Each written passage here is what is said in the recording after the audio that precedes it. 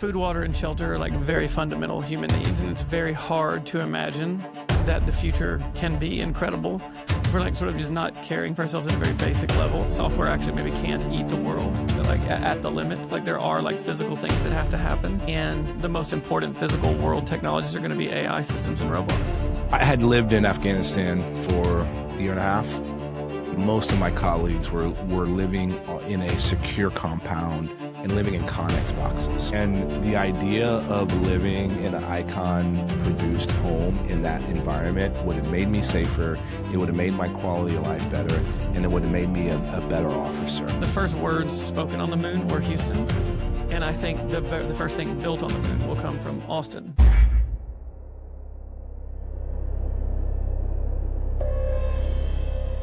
Austin will go through kind of a rebirth. Most advanced technology in the world, and if you can't actually build it or ship it, then what's the point?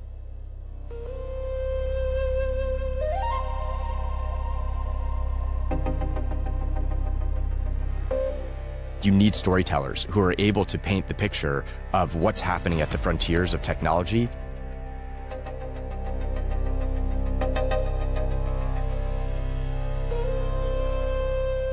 The U.S. needs to get back more to that and less like lawyerish and more we're building stuff. The frontier isn't just a place, it's forged in the fire. Welcome to Austin Next. Jason, Will, welcome to Austin Next. Happy to be here. Thanks for having us. And this has been just a long time coming. I've been Has been kind a of long time coming. chasing you as a guest for a long time. We've had a mutual admiration for a while, and it's a great time to be doing this. Yeah, no, and I'm excited to hear kind of everything, what's going on with Icon, obviously Icon Prime, you coming on. As you know, we've said before, like, so Evan Loomis, your co-founder, has been on the podcast before. And so we kind of did a deep dive history of Icon, but just kind of start off with at least like, what is Icon? What are you building? Tell us about it. Yeah, maybe since you've had Evan on, I won't get into like the personal background, but maybe sort of the why Icon exists. You know, food, water, and shelter are like very fundamental human needs, and it's very hard to imagine that the future can be incredible, that things like the moon base matter, that things like high-level architecture matter, if we're like sort of just not caring for ourselves at a very basic level. And it feels like, I don't think it's controversial to say that like doesn't feel like we're getting shelter correct, that it's like too slow to build, too expensive. And maybe even the expensive would be okay if it was like somehow incredible. Like if it was like, oh my God, but at least it's Wakanda, or at least it's, you know, Rivendell or something. It's like this, like, somehow we're like in the worst possible timeline, Right. For housing outcomes. And it feels like we need to do something about that. And advanced technology may have a role to play, specifically robotic and AI systems. So that really is the thesis. Is like robotics and AI systems somehow can actually deliver more human outcomes for the way that humanity builds. That's a fancy thing to say, or maybe an easy thing to say. But where do you start? Do you want a robot that hangs drywall? Do you want a painting robot? Do you want a roofing robot? And it turns out the wall system and ultimately the whole shell of the building is the most expensive, the slowest, the most materials intensive, the most labor intensive part of the construction process. So that just felt like the automation to go after. And also the walls create the like form and feeling of a home. So it's just like a very powerful automation, both for like the spreadsheet reasons, but also for the reasons of the human heart, which are not to be neglected, I think, in something as intimate as shelter. It was just a very powerful automation. And then 3D printing felt like the right robotic solution to automate the shell of buildings because the architecture is digital and the building material is fluid. And so that's what we've been hard at work at for the last 8 years. So when I look at like at the macro level, a lot of the bottleneck for housing seems to be regulatory policy than necessary efficiency. One, do you agree with that statement? And then how do you can make the most efficient thing, best robots, like if you're still running into that space? If I was going to say like, let's build the stack of what's driving cost of housing, I would say land is a part. I would say regulatory issues are a part, but you sort of never escape materials and labor. There's a lot of people who are like, oh, we can never have affordable housing because land is too much, or we can never have it. Even with all the regulation that we have today, which I think is obscene, there's sort of a safetyist problem going on. I think that we could talk about if we want. Even with rising land costs, still the bulk of the cost is materials and labor. So like there's still something like we have agency to do something about this. But there is also a relationship to the materials and labor problem and regulation, because a lot of these things start in a non-insidious way with regulation. It's always for the common Yeah, good. yeah. Or, As yeah. builders, let's assume the best and say, like, as builders have tried to respond to rising housing costs and lower the cost, they've done so. One of the tools, one of the only levers they can pull, because we've been building the same way for 1,000 years. So there's not, we're going to invent a new way to frame. Kind of the only lever they have to pull often is like lowering material quality, lowering the quality and skill of labor, or lowering the quality of the design of the home. And as housing designs sort of got worse and worse, you sort of see this regulatory response, right? And so, funny enough, figuring out a new way to build at a higher quality and a lower price point might create the conditions in which we could actually relax some of this regulatory stuff as well, in a funny way. Because I don't think it's unreasonable on its face for a city to say, like, hey, we care about the quality of our housing stock in this town. But I do think, well, we'll see if we want to go down this sort of regulatory rabbit hole later. Well, but I do wonder from the perspective of, like, most regulations tend to be like process oriented versus outcome oriented. So if you're trying to do something a different way, you're like, well, you must do X. I mean, I forget, it was a product that there was something like fire doors. And it's like, they must be this thick, this wide. You're like, what if I have a material that is amazing at stopping fires and that doesn't fit and they may be cheaper? Yeah. And so I would think it becomes a thing you have to kind of solve. It's like, we're going to do this better. And at the limit, we need to solve for the cost of land. We need to solve for regulation. We need to solve for the cost to build in materials and labor. Like, we need to solve the full stack at the limit, for sure. There's no bigger regulatory challenge in the U.S. government, right? We've been able to get our systems into the UFC code, right? This is not mixed martial arts, but the code that the Unified Facilities Criteria is the building code for the U.S. government. So it's manageable, right? Like, we've been able to demonstrate that you can address those things when you have a superior product, when you're able to do things differently. And as Jason said,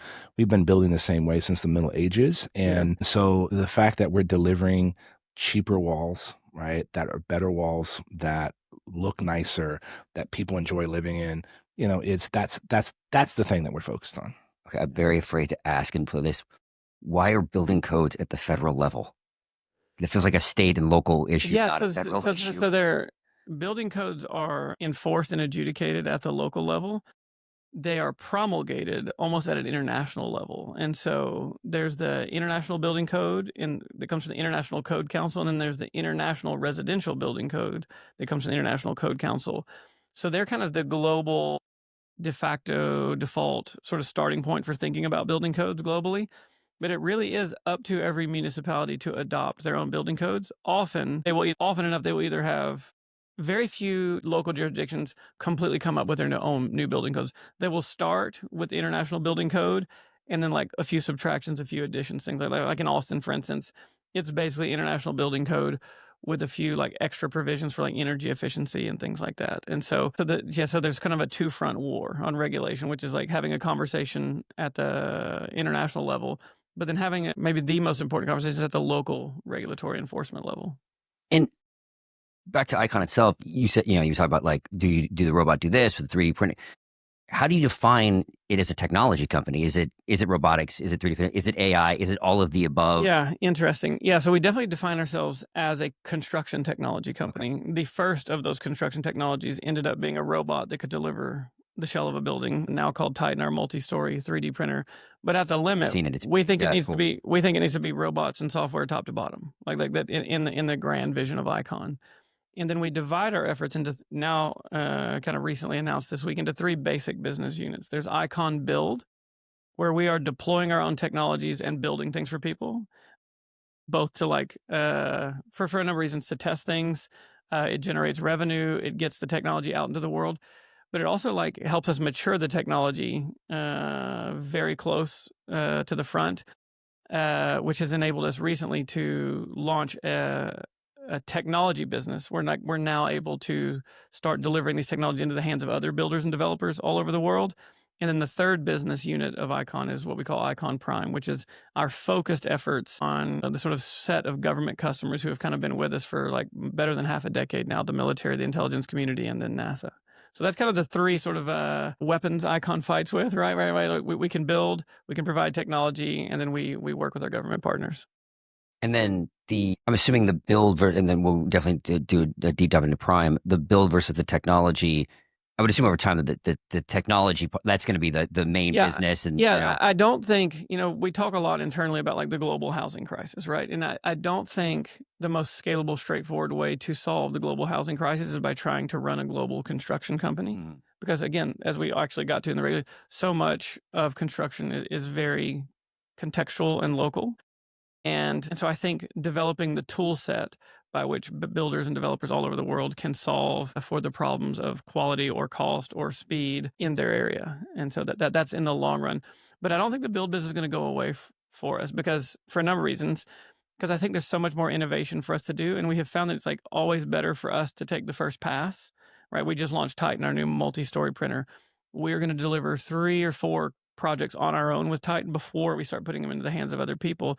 Because it's almost like the final leg of product development is to use it ourselves, and then continuing to model for all of those customers that you can run a very powerful, very profitable construction business using these tools. For us to like understand that in a very personal, intimate way, I think will continue to be important to deliver good outcomes for future technology customers. So not an expert in the construction field. So both on the side of you doing the building and on the technology, are these construction companies? Are they like develop? Like, I'm not understanding the stack exactly. Yeah. How it kind of works. I mean, we just launched the technology business 30 days ago. It was all figured out already. And yeah, that's right. But I'll say people are kind of showing up in maybe like 3 basic shapes. One is like, I'm a general contractor and I build houses and I want these tools because I think it can like make my business better in one way or another. And I could be like really proud of the product that I'm building. So that's one group. Another group is has like sort of a subcontractor or shell contractor flavors. Like, hey, I'm a framer, or I'm a concrete wall, or I'm a foundation company, and I sell my services to the big production builders, and I want to add this to the things that I can provide to people. Like Lennar hires me to print or to frame 500 homes a year. I'd love to be able to offer to print homes for, like, there's a subcontractor customer group that's interested in the capability. And the third is, I would almost call them construction startups.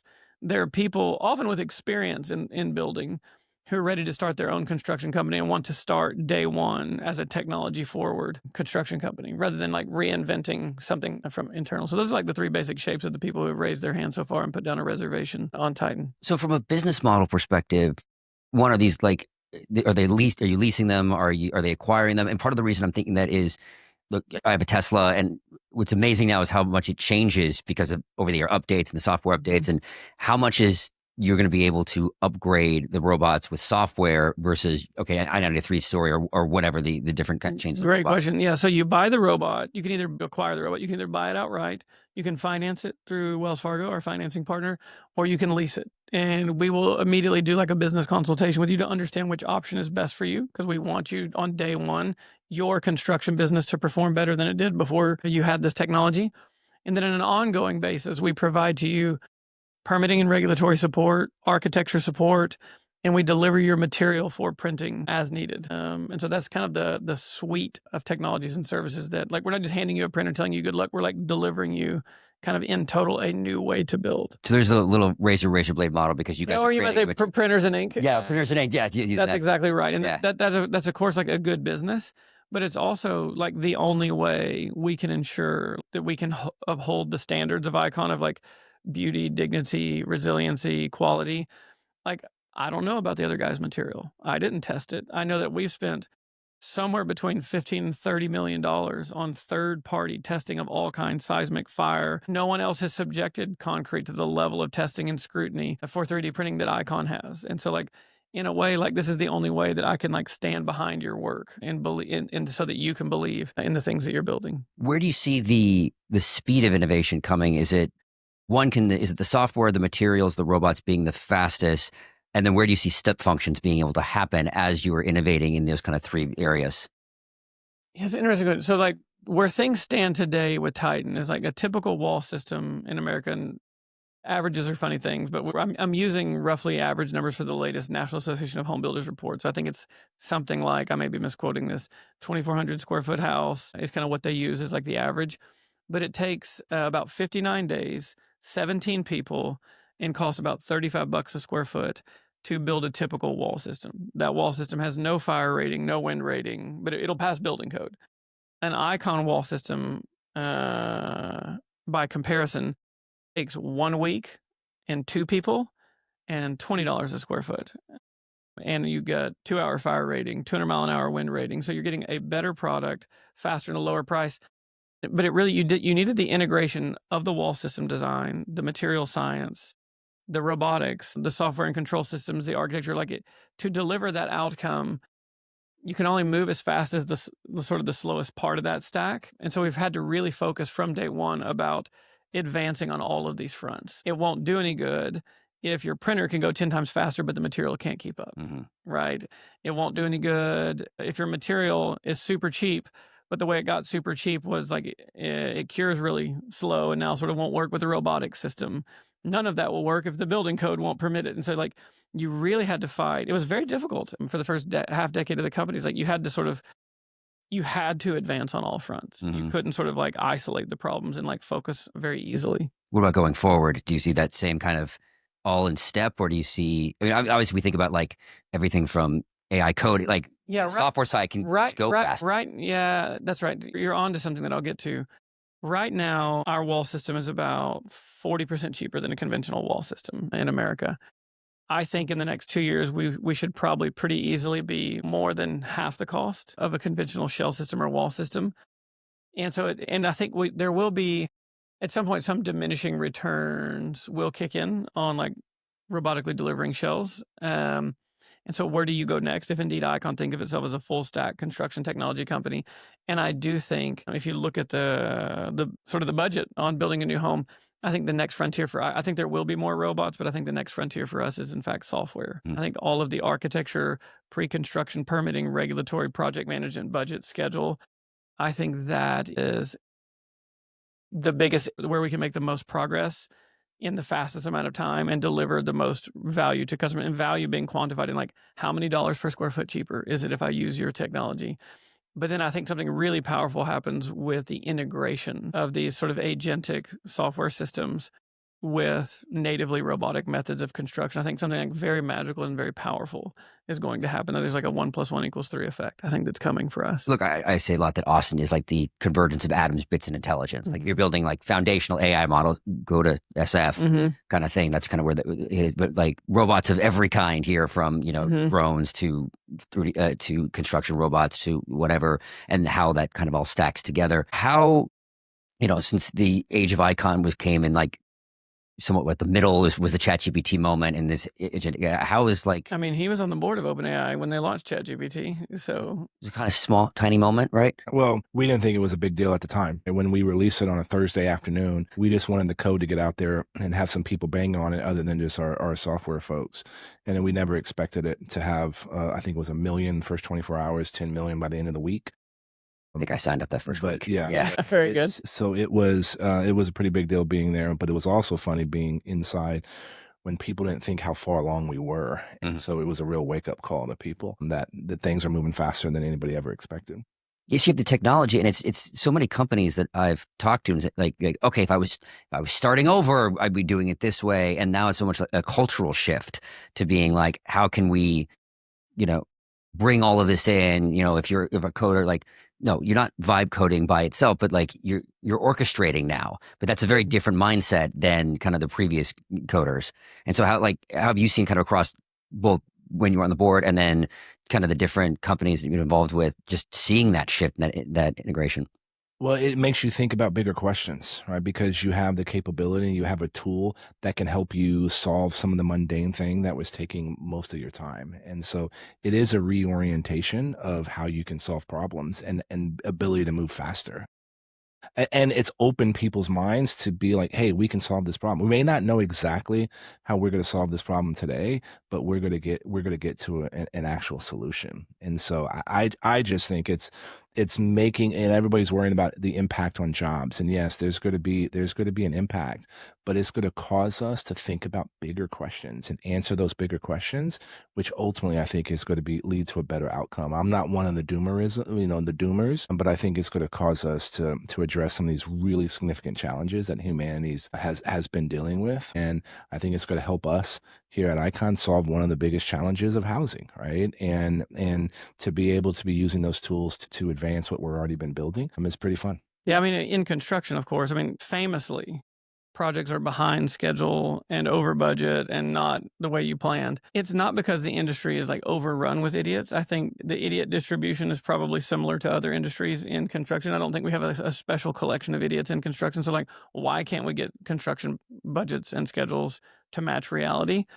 It is because it's like there's just a tremendous amount of complexity in the form of variables in weather, variables in supply chain for every single material, variables in the quality of labor, whether they show up on time, all this stuff.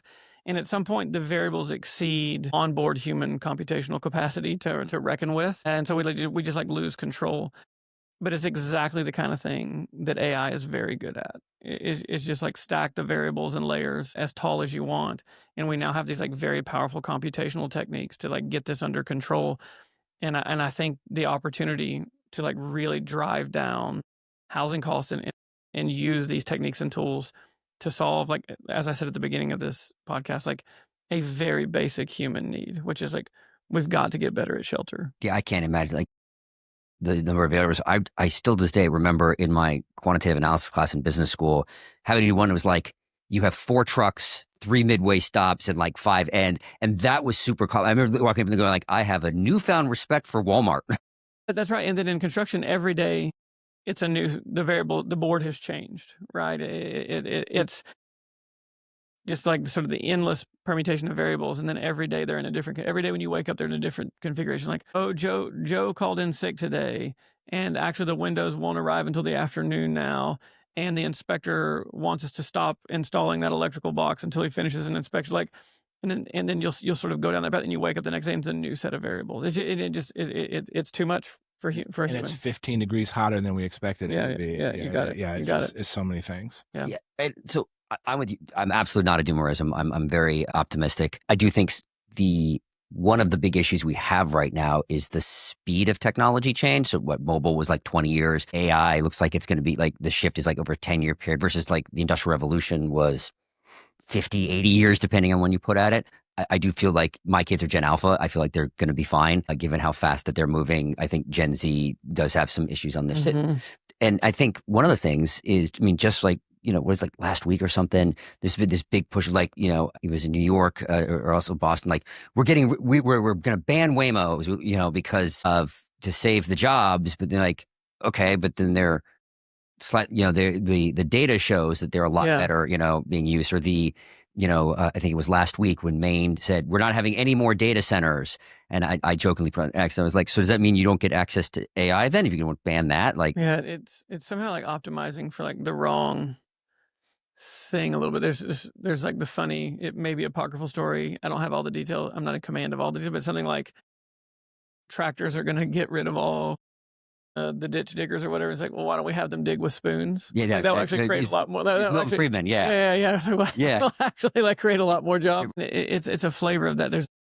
It's a kind of like fallacy and like thinking about like you're optimizing the wrong thing, and you ought to be like optimizing at sort of the more macro scale of like what's going to cause the most amount of flourishing throughout society and civilization. Right. And I don't think it's like having people dig ditches with spoons, right? Yes, you can get the maximum possible number of digging jobs that way, but maybe the outcome you're solving for shouldn't be what's the maximum number of digging jobs we can have. Yeah. And I wonder, like, there are real political questions on this kind of stuff. So I don't want to negate the people who feel like that things are shifting fast and if job, the individual who loses the job, that sucks, right? You also have these false like the water narrative for data centers was like just not really, comparatively. Sure. But look, those of us that are involved in these challenges have to make sure we're educating the right people because they have a responsibility to force things. When I left the CIA, I was in the CIA 10 years and I helped build a cybersecurity company. Why did I become successful in cybersecurity? Because we carved out software from liability loss, right? And so people weren't forced in order to do those things. And we know the trials and tribulations of social media, right? And how it's increasing young girls from committing self-harm. And so we also got to be mindful that there are some challenges with new technology and people are scared of it. And so those of us that are not, we have a responsibility to go and educate people on how to do that. And that is going to make things move faster than getting into this struggle that anybody trying to regulate it is not doing their job or they're dummies. No, they need to be educated because their responsibility is to make sure everybody in the community can turn their lights on, right? And that anything that impacts that capability, they're going to have to answer to that. So, this notion, I've spent time in investment banking. I've been on boards of some of the top companies. I'm always going back to this issue that regulatory risk is killing innovation. No, it is not, right? Like if you're worried about regulation killing innovation, then you may need to go back to the drawing board on how to improve your product to make sure it's delivering better, it's delivering faster. Well, I'm going to push. So my background's all bio and health, so Sure. slightly regulated industry. Sure. And when you have the kind of like regulatory capture that you have the levels of compliance and work that a startup can't do. I mean, one of the things, like, look, you can trace back our biggest companies in the world, right? Like, Apple at this point is like one of the oldest at like 50, then you've got, the Google and Amazons from the 90s, NVIDIA from later, now then the OpenAIs, Anthropics, et cetera. And when you look back at like health, they can all be traced back over 100 years old. Like, we haven't had the turnover that we have had in other industries. And I think part of the regulatory strangle on that, which has, like, if you look at Ebrum's Law, you look at all these things, has been one of those things that have tightened this. When you're like, we can't do, like, we're now actually, it is stifling innovation from the perspective of the, software as a product or personalized medicine. If you're going to do an N of 1, there was a baby KJ that happened, a few months ago that was like, hey, we got an N of 1 personalized, cure this baby. Like, great, there's no regulatory path for this. Mm-hmm. And so I would put it like, I think there needs to be, in many ways, the pendulum swung too much the other direction. Yeah, I'm sure there's some unevenness. I think maybe what Will's saying, and then of course always education and exceptions, is something about if you innovate in the right way and for the right reasons, in surprising ways, things get easier instead of riskier. Maybe I'll just use the industry we work in. If you were a big production builder who wanted to found some new way to install windows that would expand your margins just a little bit, but that was sort of what's going on, you're going to sort of meet the standard regulatory friction. But for Icon, when we said hey, Austin, hey, all the places we are trying desperately to solve these problems, and we have got to try some new things. We've developed a product and we've told the story of the product in a certain way. The regulators for us have been as often willing to help as to stand in our way, not no stand in our way. And I think something like that is what Will's referring to, is there's some kind of appealing not just to the money you can make, but appealing to the fundamental human problems and that we're trying to solve that actually can lower regulatory risk in surprising ways. If you're trying to there are ways in which trying to do an ambitious, impossible thing makes things harder, but there are surprising ways in which doing a very ambitious, radical thing, other doors open easier. The company Jason is building, the movement Jason is building, when my announcement, joining the company came, and I was coming out of electoral politics, I was not expecting as many from both sides of the aisle to congratulate and be excited about this, right? I always say what Jason has built is, it's not bipartisan, it's nonpartisan, because everybody, the idea of delivering housing for everybody in a great way is important. Yeah, dignified housing should be abundant. And yes, usually when Will's phone blows up, it means he's in trouble or he said something wrong. So it's probably this is unique experience. Probably nice to get a bunch of unique experience for me. Yeah. That's right. I think that's a great pivot point. So we talked about the three pillars with the build, the technology company. So talk to me about what's Prime. What are you being brought on to do? How is it different than what you guys have been doing? Well, I'll set you up and then you can run, boss, because this should be yours. We have been working with government partners almost since the inception of the business. The first check I wrote as the CEO of Icon was to join NASA's 3D printed Centennial Challenge. And then very quick, by 2019, we're working with the military. The company was founded in 2018. So this has been a long sort of period of engagement. And all of a sudden, the demand signal from that customer is just exploding for us. And it's such a unique set of customers, unique way of doing contracting, business development, a unique spin on the technology and material solutions, that it felt like we needed a focused effort so that we didn't distract the other two businesses with a very different shaped customer, but also so that customer, our government customers, felt appreciated and cared for. And so Will Hurd, 10 years as a covert CIA officer, 3-term congressman from Texas, famously able to work all over the place across the aisle on his own team, a computer science background, board of directors of OpenAI. There was the perfectly shaped person to help us really kick off this new era of Icon and a focused effort on those customers. And so, Hurd. Thanks, Jason. And to his point, look, the demand signal is there, right? I remember sitting on the Military Construction and Veterans Affairs Subcommittee of Appropriations. Okay, this is the folks that fund military construction and the VA.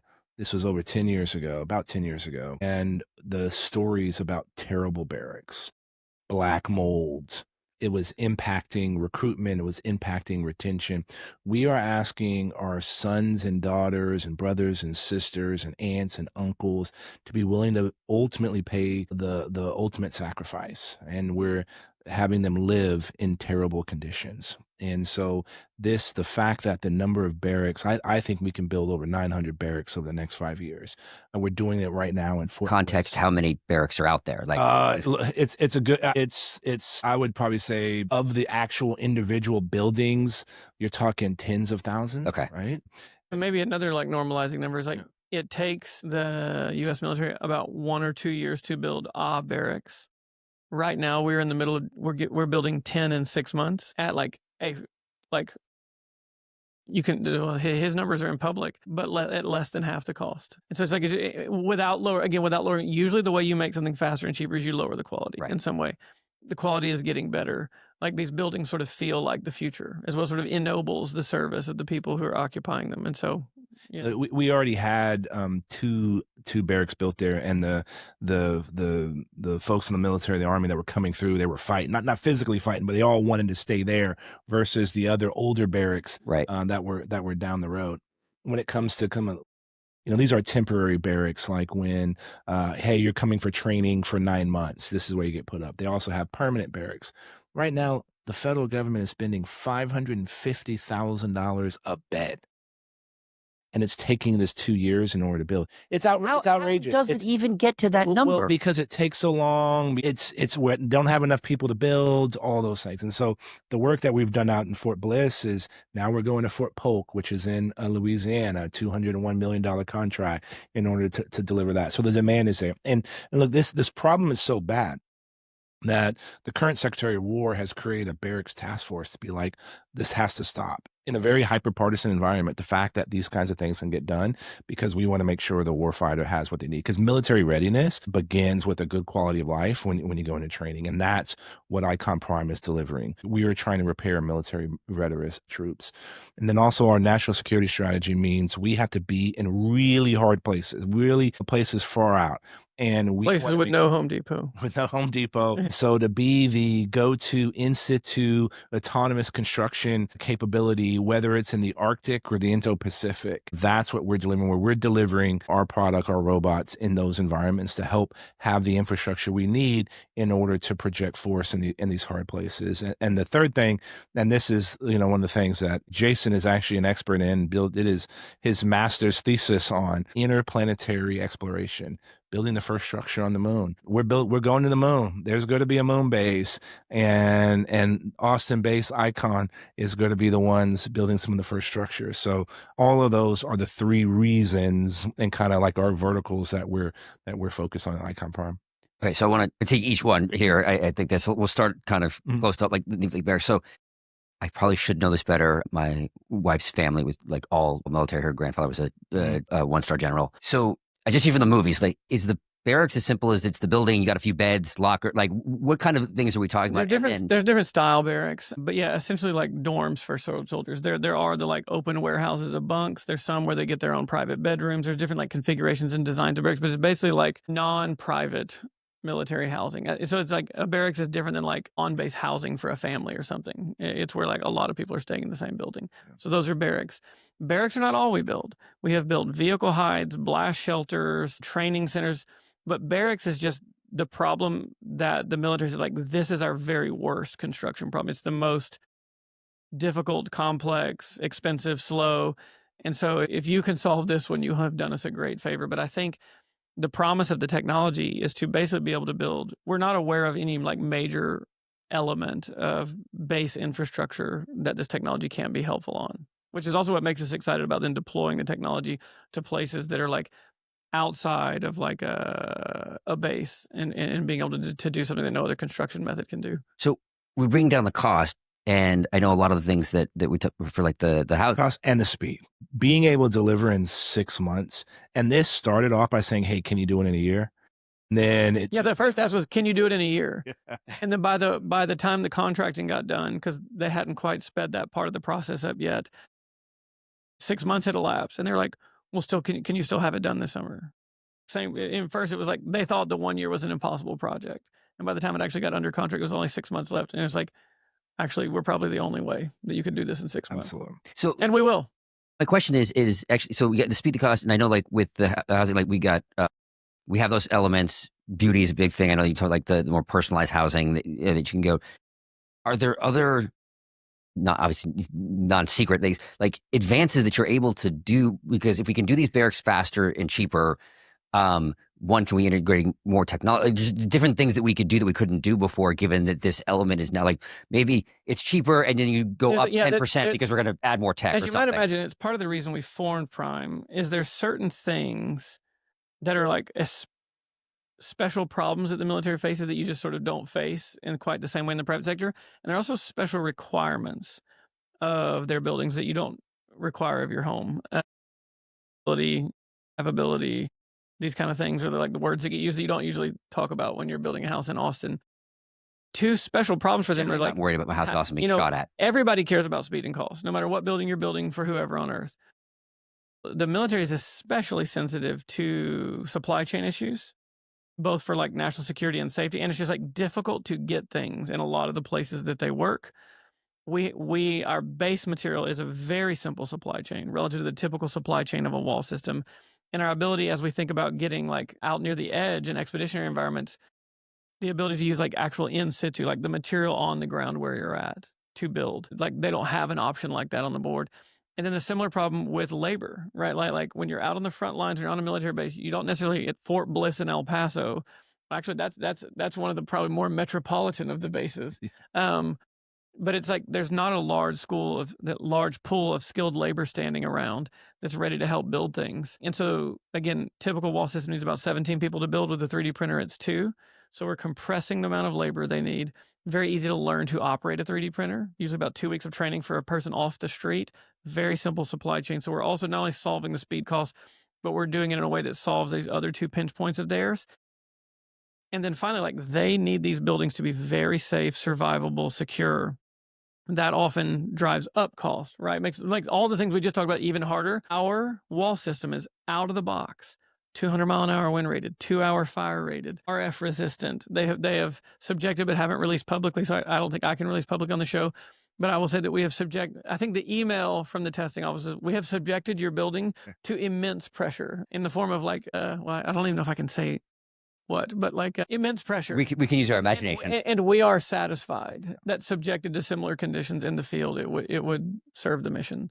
And so they don't usually get a thing. It's almost too good to be true. You're telling me this thing is faster and cheaper, that I need like 1/7 as many people. I can do it in 1/7 the time and half the cost, and it's blast proof. Like it's just like too good to be true. And so they're kind of like, this is why it's like, okay, it's time to dedicate a focused effort to this, because this is an opportunity that the military doesn't have otherwise.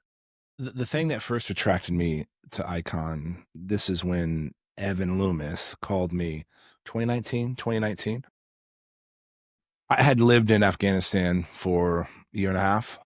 This is in the middle of the global war on terrorism. Most of my colleagues were living in a secure compound and living in Connex boxes. And you're working 18-hour days. You're going out on your own, putting yourselves in harm's way. You're getting shot at. We had a number of bomb attacks on the compound during my time there. And the idea of living in an Icon-produced home in that environment would have made me safer. It would have made my quality of life better, and it would have made me a better officer, right? And so that knowing the kind of environment that these men and women that are putting themselves in harm's way in order to protect our way of life are living in, and to be able to improve that, not only from a quality of life, but from a safety perspective, that's one of the things that's really interesting for me in helping make sure that we get our systems in the hands of those that are in those tough places.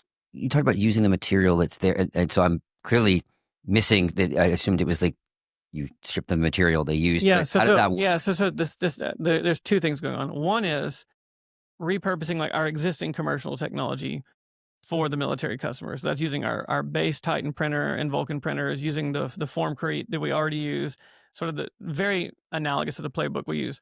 Where we're going next with the military as part of this big prime effort, because they're asking us to help them think about this, is like, what about off base? What about expeditionary? What about harsh environments? What about these kinds of places? What can we do? And it's just like, what would be like the best conceivable outcome? It's like, if we could build whatever we need right wherever we are, with no supply chain and no, like the people who have to be on the ground can operate the equipment. It's like, that's very believable with this technology. And so that's the effort we're beginning to do right now. That we have received funding for cold weather printing, underwater printing, and local materials printing. I'm sorry, what? Underwater printing? Yeah, because they have all this, like everything from like restoring coral reefs, but also the need to put in like infrastructure to shoreline, so bridges, piers, these kinds of things. And so like you have things like, as you're pouring out under the water, you're going to have... You got it. And so you can imagine, this is what I'm saying, the military is like, they're a funny shaped customer, and they have requirements that we're unlikely to encounter when we're building in Georgetown, Texas. But now we have this team of engineers and scientists and technologists and operators that are ready to like make this technology fit for purpose in these more specialized environments that the military and the intelligence community and ultimately NASA talk about extreme environment, right? Like maybe that's like the double black diamond, but that's what this business unit is all about. And look, that's why we're getting engineers to be able to come here to Austin, right? It's that working on these hard challenges, tough issues, but the end goal is to preserve national security. And so these are fantastic challenges to have. But the bulk of what we're going to be doing is single family homes, these things on offices, on military bases. This is a huge need. And just this year is almost $30 billion, or for FY27, $30 billion for military construction alone. So there's a big opportunity. So from a logistics perspective, I mean, like I've seen the Titan, it's big. Obviously, if you're going to build 1-story or 2-story barracks, you need it. Is it a similar? I mean, I know we move vehicles all over the world. Yeah. Is it a different type of challenge getting these kind of robots out? Or no, and in fact, it's because of our long history working with them, even as we're developing Titan, the new technology, we always have the military requirements in the back of our mind because we know it has been and will continue to be an important customer. The base requirement is like must fit in a 40-foot shipping container.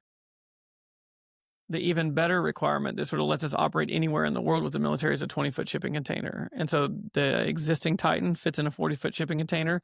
The more specialized printer for like these expeditionary environments will be designed to fit in a 20-foot container. I got too much movies in my head. You can't put on a C-130, drop it out. Well, it will get dropped out in a container often. Okay. This is their sort of standardized way of moving things around the world. And so you have to be able to integrate with their transportation system. But all of these learnings from other parts of the business are affecting this, right? The testing to be able to build on the moon. We know what size that we're going to, how big we have to be in order to get on a rocket to land there. We know what resources we will or will not have. And so learning to build on the moon has helped improve how we build here terrestrially as well. And so those learnings keep going back and forth through all parts of the company. Because really it's just like a new kind of technology. And you're just trying to mature the stack as fast as you can all over the place, right? We're probably for robotic construction closer to the Wright brothers moment than we are to the 737 moment. Okay. Even now, yeah, right? And you're trying to compress the innovations, like what took the airplane 50 years to do in terms of the maturity cycle of an airplane. We're trying to like go 5 times faster, right? And so all of these maturations and learnings improve the quality and maturity of the technology across the stack. In fact, the control monitoring and support software that we use when we're printing homes for the homeless at Community First Village was first developed on a NASA contract. Will is literally correct that there are more formerly homeless people living in high quality housing because of our work with NASA than there would be had we not been thinking about the moon base in like a funny way. So these things, they're often framed in the media as in competition with one another, but it's just not the way innovation and dynamism and progress works, right? I would assume like to build the moon base, we're going to have a lot of telepresence operating of these types of machines. And you can easily see how that then comes back as a positive use case as well onto because it just pushes the human capacity for automation, material understanding, material manipulation, building. Like we just know more and we have like another capability on behalf of humanity. And these breakthrough technologies often have what makes them breakthrough technologies is they have broad application. If they only had narrow application, it wouldn't be interesting. And it's why you can't, this framing of like, well, we can't build the moon base until we've solved housing affordability on Earth or some version of that, right? Yeah, there's nothing It's good. Like, why are you spending out there? It's like you really, because you're looking for the breakthroughs. Yeah.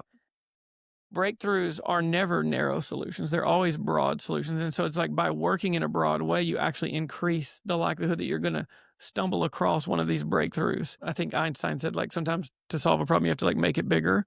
And I think housing has been one of these like depressing, intractable problems that like it's beyond like, well, the next regulation will solve it, or the next, or the next sort of a cockamamie like supply demand scheme will solve. It's like we fundamentally need to invent better ways to build.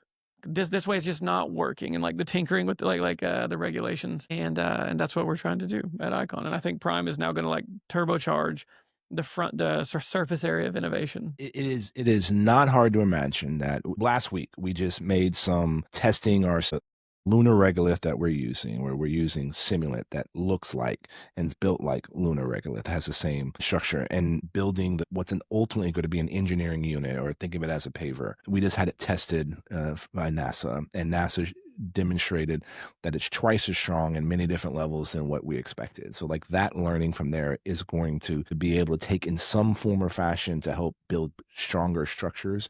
Because we learned something about in-situ resource utilization for the moon, but of course those learnings now help us think about in-situ resource utilization for the military.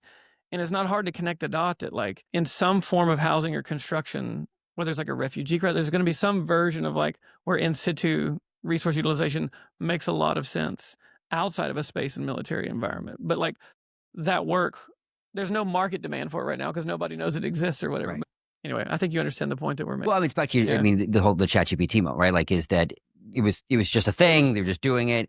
It obviously was the iPhone. It was the killer app moment, right? That was the key thing. It was only when it kind of got out into the same thing. I think is I would assume as you were going broader, they're going to have one of those moments of like I had no idea we're going to go this way, and suddenly that's a huge component of it. Yeah, and of course, as an entrepreneur, there's always like a balance between like wanting your company to stay focused and stick the landings on the things it's already committed to. But I think we've done a pretty good job of like balancing this over the years of like, hey, we can't jump to the technology business too quickly.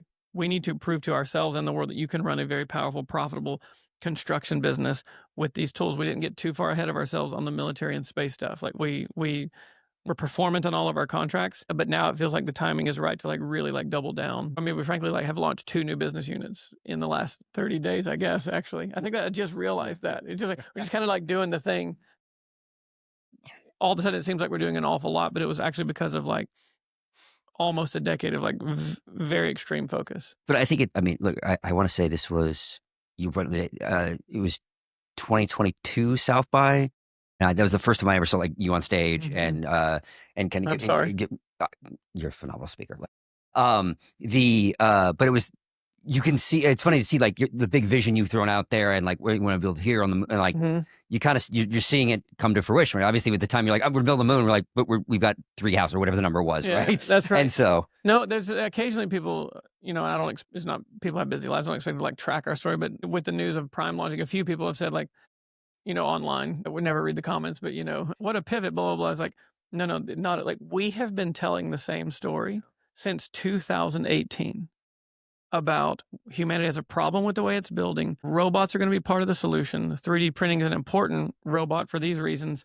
And probably the most important areas of application are going to be housing, military, and space. In my seed round pitch deck, when I raised my seed round funding, when it got to like target markets, you can go back, you can't go back, you don't look at it, but I can show it to you. That's what it says. That we have been telling the same story for 8 years, but like now we're kind of at the moment where it's like, we have done what we said we would do. And it feels like the next chapter is going to be actually even more incredible. I mean, the first words spoken on the moon were Houston. And I think the first thing built on the moon will come from Austin, which I think is like pretty freaking cool. I mean, Fort Bliss, Texas, like this is all very much a Texas story. I'd be curious in the perspective, like as you seem, so obviously you've raised a number of rounds. When you started in 2018, it feels like it was obviously pre the big robotics wave that had kind of come and hit. Obviously now lots of people kind of shifting in that, going in that space for a lot of good reasons. How are you seeing kind of like the funding environment change given that versus like how was your seat easy? Yeah, Like anybody? no, Yeah. it was. It feels like finally, for the first time since the company existed, like maybe we've got like some tailwinds. You know, when we launched Icon, it was like right after the failure of Katera. If you remember that construction technology company, it's like huge, well-funded. I think they raised well over $1 billion to like vertically integrate construction out of Silicon Valley. It was like an ex-Flextronic executive, very high profile. WeWork had failed, Flextronic, or excuse me, Katera had failed, and there was like a number of like these kind of high profile physical world failures that had just happened. We were raising our seed round. It was before working with any kind of government was popular. So at that moment, it's like, why are you even worried about all this? Like just focus on housing. We have a big housing problem. The next time you come around, 2 rounds later, maybe my Series C, the last round we raised a couple of years ago, mortgage rates were spiking, and everybody's like, "Why are we messing around with housing? Housing's terrifying right now." And so it was like, it was insane how much sort of friction there have been at every point along the way, and how often contradictory the advice from like the capital markets has been along the way. But it finally feels like we are now arriving at a moment where it's like what we have believed for 8 years is coming true, is that like some of the most important problems that humanity faces can only be solved in a physical world kind of way. Software actually maybe can't eat the world, like at the limit. Like there are like physical things that have to happen. And the most important physical world technologies are going to be AI systems and robots. We've been like, almost all of those sentences are in every pitch deck I've ever shown, but maybe not finally now it makes sense. There's an old saying like, if you don't listen to your investors, you might get fired. But if you listen to your investors, you will definitely get fired. And so we have just had like a very consistent vision, have tried to stay true to it. And all of a sudden it feels like we have like turned the corner in a pretty powerful way. I was in investment banking and started in 2001, and dual use technology was a scary word to most investors, let alone dealing exclusively with the federal government. And so I think investors have gotten a little bit smarter, less scared with complicated sales cycles of the government. And now they're actually looking to make sure that your part of your business has some work there. So I think the environment has changed drastically from just over in a short period of time of 5 years. And so, and then people aren't worried. That was still a time when people were skittish about AI and robotics, as Jason said. So the environment is completely different. But when you have a track record of over 240 buildings, an ability to deliver in all kinds of environments, that makes the story. Yeah, but at this point we have the receipts, Yeah. whatever, right? And so like, that's part of the difference. But Icon is still like a bit of a purple squirrel, right? Because there's like whatever fad, there's like, so are y'all a defense tech company? It's like, yes, but not in the way you think. A couple years ago, it's like, are y'all one of those new space companies? It's like, yes, but not in the way that you think. Are y'all one of those robotic and AI companies? It's like, yes, but not in the way that you think. So it's always, it's almost like a yes to all, but with some caveat. But it also makes it one of the most incredible companies to wake up every day and work at, right? Like every day it's like giant robots putting homeless people in housing, thinking about the moon base, inventing new materials. It really, the way we sort of survive all the sort of skepticism and challenges and difficulties is like, it's just like a very compelling set of problems to be working on. I want to jump back to the moon for a second. Is what we need to do this on the moon, is it incremental? It's just like we got to get 15% better in these things, or are there like fundamental breakthroughs that are needed to happen to make this happen? Yeah, they're like fundamental scientific and engineering breakthroughs that have to happen. The thesis, so our moon printer we call Olympus. It's the name of the printer, the product. I like it. And when I was first talking to NASA about this in late 2018, early 2019, first engaged them, they were working on like multiple specialized systems. Everything they were thinking about doing to maybe try to build on the moon was like, we got to bring everything with us. And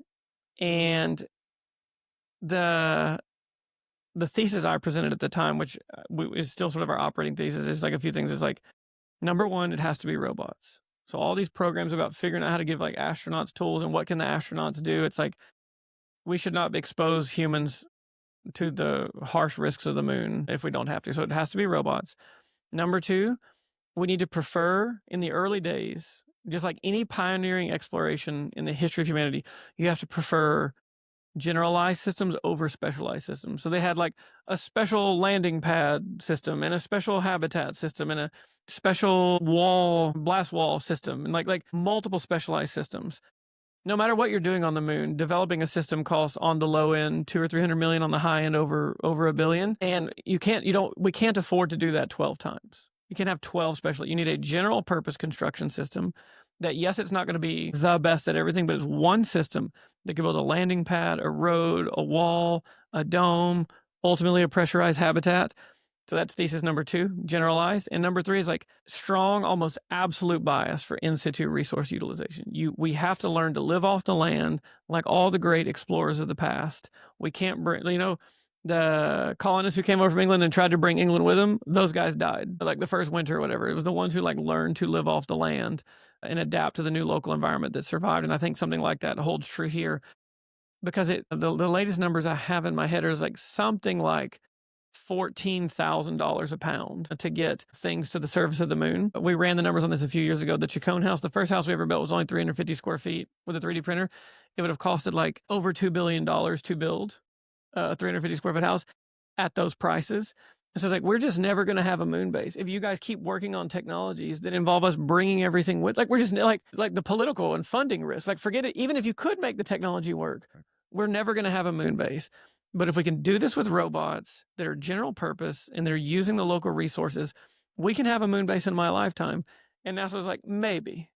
And so we've just now had half a decade of training and proving. And now the testing Will was saying, we've now done full system test in vacuum and delivered test units built without human intervention to the compression and flexural strength requirements that they expect of the elements of the moon base. And we like more than doubled the requirements that NASA gave them. And this is with like still early days version of the technology using high fidelity lunar regolith simulants. And so like, this is not like some sci-fi, like we have this right down the road. Yeah, the sci-fi like is actually now. We can, the moon base has been 50 years away for 50 years. Like we can, by God, have a moon base in our lifetime. And I think, I mean, I could just like wax poetic about like all the ways when I think this is going to like elevate us as a society, as a civilization, as a species. And I think we have to do it because like we have the receipts. Like we can do this and we should. And this is one of those areas where politically everything's become a lot. Congress, Republicans and Democrats has said, hey, they've earmarked money for going to the moon. There was a debate when I was still in Congress. The debate was, we're going to the moon, are we going to Mars, or are we going to do something in between? It's very clear. Everybody accepts we're going to the moon next. And then to put the launch infrastructure that's necessary. We know how many times there's going to be something that lands on the moon over the next 5 years and how to get there and what needs to be done. So there has been, and I think this is something that's really fascinating about the current NASA administrator that is aligning this broader vision that allows innovative companies to say, hey, here's how we're doing. Yeah, I mean, he summoned a bunch of private company CEOs to Washington about a month ago, and I was fortunate enough to be included and basically laid this as like the moon base is NASA is number 1, 2, and 3 priority. Like we are canceling everything in sight. I mean, like canceled ISS, canceled Gateway, canceled all these kind of we are going to the moon, and it is like top priority. And here's the technologies we're going to need and when we're going to need them, and everybody get with the program. And it was like very encouraging to hear such clear and articulate direction from an agency that's felt like rather muddled at times in the course of our relationship with them. I think muddled probably since, I don't know, 69, like in many ways. And it's been amazing, just the ability for this to be like it was in I also like the inspiration innovation loop. Like, those people were like, I saw that, I want to do that. Like, my dad wanted to be an astronaut for a long time because he was like, 10 or something when the moon landing happened. And look, I took my 2 older kids down to see Starship 6 launch. We watch every launch. We when Firefly landed on the moon, those high def, which were just insane. Some of those coming out. Same thing with Artemis, too, and showing that. Like, there's the ability to like, oh no, this is, yes, we have software that's doing this stuff, but like you can go and see this kind of thing and have that be like, I don't know if. I think my kids will have the option. My grandkids would be like, yeah, if you want to probably go to the space, you can, right? And I think at a very different level. I mean, I did a panel, or I moderated a panel with some of the inspiration for astronauts at UATX last year. And the thing with Joey is I went to space camp 3 times as a kid. So like this was just me nerding out. And then like Chris actually like played me like from inside the launch, like with the sound of it on his phone. And like I was just nerding out like no other. But yeah, and I think there's just this amazing stuff that we're able to do. And then obviously when we put down like a base on it, there becomes, you know, not just a beacon, but my understanding is it helium-3? Like they're actually like things we're getting back into, like mining. Like there's economic and like benefit to this as well. I think the scientific and engineering breakthroughs will come first, that then have an economic benefit on Earth. But then I think you will see the organic development of an actual off-Earth economy develop over time as well. But for any of that to happen, you have to have a permanent lunar presence. And I think it's exciting to feel that way. But this sort of like what you're saying, I remember the first time we were fortunate enough to get to do some work out at Starbase. And the first time I was out there for that project, one of the first places I ever went camping with my wife and kids was at Boca Chica Beach State Park before it was Starbase. And so I remembered how remote and rustic it was. But then even when we were out there, it was like dirt floors or like recently poured concrete floors. They were making rocket ships in tents. And there was like Tejano music blaring and guys just getting off their shifts, sitting on the tailgate, drinking Tecates. And it was like, I know 6 months ago, these guys were welding cattle guards.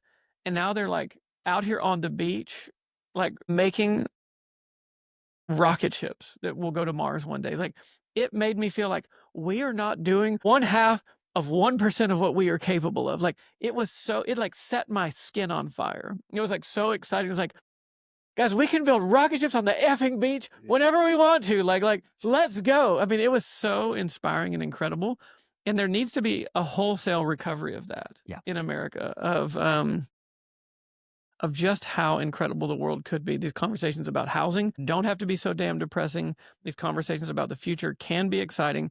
The problems we face as a society and a species are solvable. And by solving problems, it helps us believe we can continue to solve the ones that we haven't solved yet. And so it is an exciting time to be alive as an entrepreneur. And it's definitely an exciting time to be at this moment where hard tech, deep tech, frontier tech is so of the moment, for like it feels like the next wave of technology innovation. And then to put a fine point on it, of course, this part, like Austin is just like the place where this is going down. Like the future is getting built in Austin in a way that probably San Francisco felt in back in the day. 10 years ago, and then even like 20, 30 years ago. It was, you were saying, there's an interesting problem that Austin needs more. Just more, like, I always think of it like, we need more talent capital. We just need more of everything, right? Mm-hmm. And I think that there are, and I was assuming back when you said like we're bringing engineers to come do this, that when you have the rocket ship companies, you guys, Saronic, Base, those kind of companies, where like you got your own gravity to kind of pull in. One is that like, how is that kind of the talent base kind of coming? Are you needing to build in other places to kind of pull the talent? Are we at any point yet where we're having the Austin talent war and you guys are going after the same people? It doesn't feel like a war to me yet, but at any moment it could. I mean, the first person who we owe a tremendous debt of gratitude to is Elon. I mean, like that was when I noticed a step function change. Up to that moment, we were having to bring in a lot of people from like out of state, East Coast, West Coast, engineering talent. It definitely changed after the Elon companies arrived here in town. Like all of a sudden, our ability to source local went up. I mean, I think John Deere put their innovation office here. There were a few other like sort of early stage failed startups that unfortunately ended up not working out. But like I have definitely felt over my career in Austin the swell that has arrived in Austin. And now, there's kind of a revolving door between, there's a really cool company that just started, the American Housing Company. Yeah. I think they've already got an Icon employee over there. We like wish her well. A few ex-Iconics are over at Saronic, but it's almost becoming like a badge of honor that these other companies are bragging about, that they have ex-Icon employees, if it makes sense. Was it also Saronic, right. One of your old buildings at one point? Yeah. So Dino and I are friends. We've gone to the rodeo together, and like I'm a big fan of what they're doing. So at this point, it doesn't feel hostile. It just feels cool that the tide is rising. Now there are certain people that if they got recruited away, I'd be a little bit upset about. But generally, the small frustrations that happen from talent moving around are swamped by just like how incredible it feels that there's so much talent in town right now. What is the thing that I think that we're from a talent that we're best at, and what's the gap that we need? I think we are very best at mechanical engineering, robotic engineering, control systems engineering, like the integration of those things. Like there might be certain institutions that have more density, like MIT or something like that. But in terms of like a town where the commercial companies like Icon has access to this talent, I think we're just the very best at this. I think San Francisco is still like king of like pure software in AI. It's still hard for us to recruit. We have been able to fill the roles, but it takes a long time to fill those roles if we need somebody at a very high level. And often we're getting them from California at the end of the day. So I think software and AI are still dominant in the Bay Area. But I think the hard-wheeled stuff, it's here at Icon, like, or here at Austin, excuse me. I'm pretty proud of our team at Icon. Yeah. I mean, it's incredible. We have like PhD material scientists, roboticists, like the diversity of skill sets at Icon because of all that we do is like very, very cool and inspiring. What do you think about, like, one of the things that I found, so I moved here in 2020, and obviously there's a lot of like the reindustrialization movement, there's hard tech, defense tech, that we are almost becoming one, I don't think we realize how much of a power center Austin is, both politically and what we're building.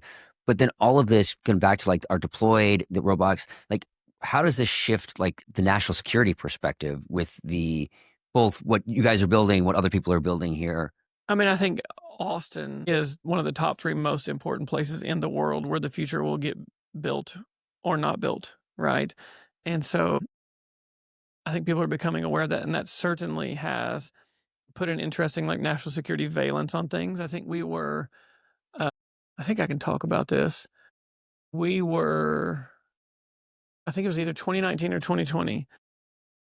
I was summoned to a location not far from here, and it was explained to me that another country was like spying on my company, and they showed me the evidence. So at the time we were like 30 or 40 people, and it was sort of like an insane thought, almost like a joke. And as we have grown and gotten more prominent with our defense contracts, NASA contracts, working on the moon base, the kind of things that we do, I mean, we have weekly and monthly like cybersecurity challenges that we have to face, because not only is capital paying attention to what's going on in Austin and talent paying attention to what's going on in Austin, like our adversaries are also paying attention to what's going in Austin. And so it's not, or at least I was not the kind of entrepreneur that it was like my first thought. Maybe it would have occurred naturally to Will with his background at the CIA, but like there are very real espionage efforts happening here in Austin. And it's a strange thought, but it's true. Well, I want to ask, like, so when you hear a lot, obviously, that, I mean, I think DeepSeek, we think was stolen. Obviously, the stuff with Mythos and what that opens up, Anthropos with cybersecurity, and then obviously human intel. How much should like companies in Austin just be thinking differently about where we sit in an adversarial world? If you're working on one of the 16 broad technology areas that the Chinese Communist Party cares about, you're on somebody's radar. There's a reason the Chinese re-entry vehicle looks exactly like the SpaceX re-entry vehicle. When I was in Congress, I represented more border than anybody else, so border security was always an issue. And I got involved in some briefings where there were Chinese astrophysicists coming across the border illegally to go work as cleaners at Boca Chica. There's only one reason. There's only one reason you have an astrophysicist that crossed the border illegally to wipe down the dry erase boards at a space facility, right? So everybody should be and part of it is, look, I think in the U.S. intelligence complex, what we consider to be classified is a pretty high bar, and so people think, oh, what we're doing is not classified. That's not what that's not how our adversaries think. Our adversaries want to know everything, and they're going to adapt it. They're going to take it, and they're going to use it in order to improve in their systems. How has the Chinese government gotten to the place where they have in space, for example? They've only been doing it since the late 90s, right? And part of that is going to be on the back. So yes, if you're an Austin-based company and you're involved in any of robotics, AI, nuclear power, advanced shipping. I mean, it's like all this. You mean all our startups that are doing amazing right now? 100%. All of it. 100%. That's right. 100%. That's right. And how much do you target? Just from your opinion, like going back to like some of the data center stuff. I mean, even like I don't have my kids on TikTok or anything like that. That don't let your kids use social media. Yeah. Here's a Jason Ballard plug. You don't have to. You're in charge. You don't have to let them use it. Don't do it. The question is, how much should we also be thinking about some of this like anti-data center stuff? Like, again, I think there are legitimate concerns about that, but how much is it up? How much, like, obviously we are cutting off our data centers. That's not good. China's happy about that. Sure, like this specific thing, I don't know. I'm saying generalized, yeah. Influence campaigns, they are notorious for, and there is no question, right? And there some of these strange debates that have happened in tech, and one that comes to my mind is Project Maven. This was many years ago. Inside Google? Inside Google, right? There's some questions about, where did that originally start from? So that is absolutely a tool within their toolkit on how to, and to make it to where we're fighting ourselves on an area that matters to them. So there are a number of examples in the past where that has happened, but yes, you got to be mindful of it. But also it goes back to, how do you get your information? Are you able to discern fact from fiction anyways, right? It's even harder with deep fakes, but yes, that's something that we have to be. I heard another prominent tech CEO recently say, it's China's job to destabilize us. It's our job to be stable. That's sort of like a high agency formulation of it, as opposed to like, oh, this is happening to us. It's like, we actually have something we can do. Like, it's our job. We got to win. Our job's to be stable. Yeah. Well, this has been great. Obviously, you can keep going. I always like to end on the same question, so I'll give you both the opportunity. When you're looking ahead, like, what's next? What's the big experiment, technology, hinge point that kind of is a critical thing coming up? Well, maybe you'll take it for Prime, and then I'll take it broadly for Icon. Laser on the Moon, 2028. There you go. That's and we're using our laser to use lunar regolith to turn into an engineering unit that's going to be used for a road, a building, or a launch pad. Yeah, Olympus on the moon.